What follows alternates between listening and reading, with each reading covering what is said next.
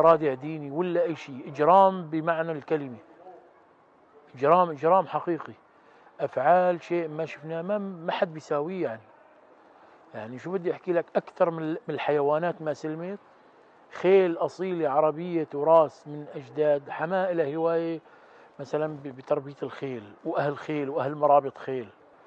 الناس تقتلت بالشوارع، بالآخر صاروا يلموا بعضها ويجيبوها يكوموها مثل الحطب، ككوم حطب، هذا اللي بتشعله الناس وبتدفع عليه. أكوام. بمنطقة الحاضر قدام مركز ثقافي تبع طريق حلب القديم، هون أكثر من 4 كومات محطوطات، ورا الدفاع المدني ولا 40 شكل كومة حطب أبدا، كلها هي جثث متفحمة من الألوان. كان عم يبنى مسجد بطريق حلب، هذا شيء شفناه قدام عيننا.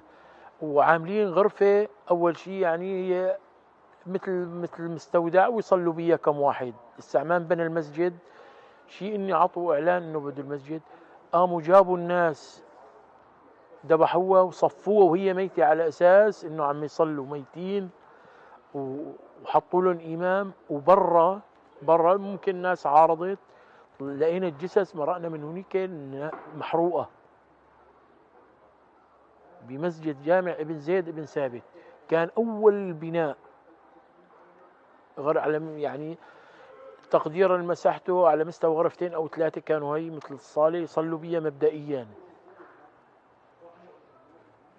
حرق جثث كثير، نساء في نسوان تنتين على البركة دراويش. طلعت وحدة منهم من عائلتهم من